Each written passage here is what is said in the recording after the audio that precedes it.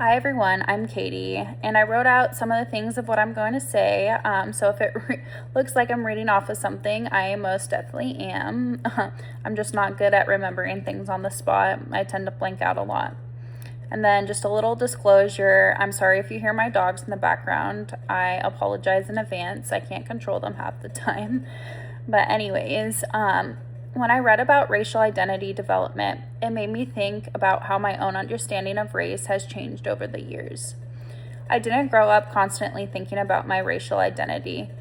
It wasn't really something people talked about in my family or school.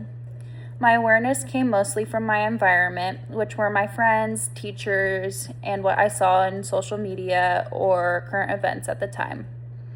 I think I first became aware of my racial identity sometime around early high school when I noticed that people didn't always get treated the same depending on how they looked or where they came from. It made me realize that race isn't just about appearance. It actually shapes how people experience the world and how others treat them. Thinking back, I grew up in what I'd call to be a middle-class family. We were comfortable, but definitely not wealthy. I went to schools that were considered good or more well-funded, but honestly, my family wasn't like most of the families there. A lot of my classmates came from wealthier homes, and I was probably one of the less well-off kids in that environment.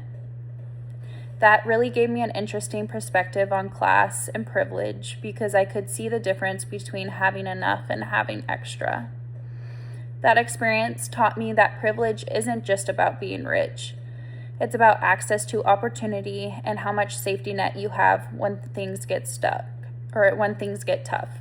My family had to work hard for everything, but we still had stability, which is a huge privilege compared to families who live paycheck to paycheck or don't have access to the same schools or health care.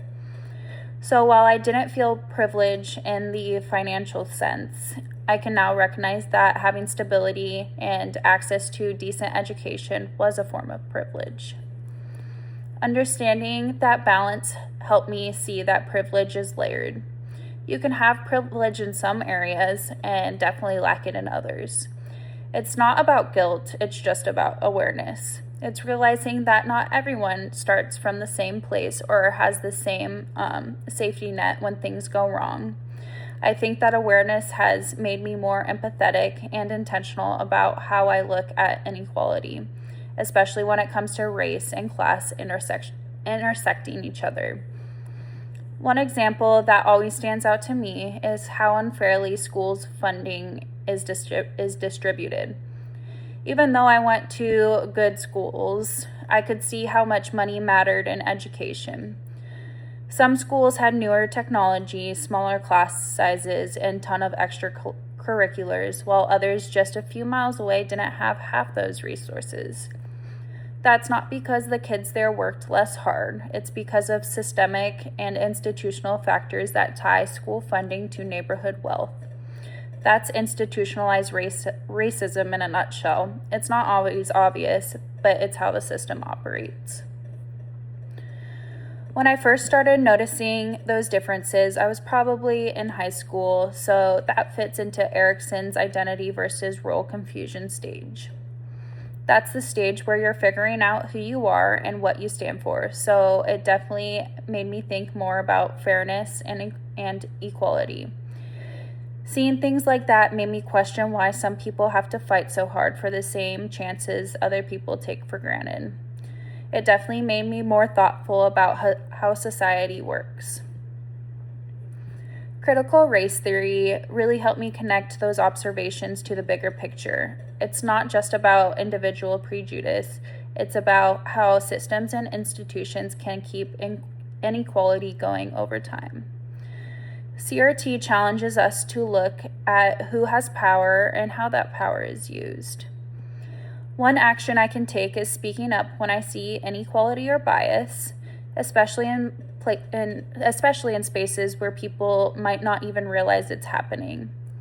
As someone going into social work, I think that means pushing for fairness in policies and being intentional about creating inclusive environments. Overall, this reflection helped me see how race and class both shape people's realities, even in the small ways. It reminded me that being culturally aware isn't about guilt, it's about understanding and empathy. As a future social worker, I want to keep learning how to recognize inequality and help create spaces where everyone feels seen, heard, and most importantly, supported. Thank you.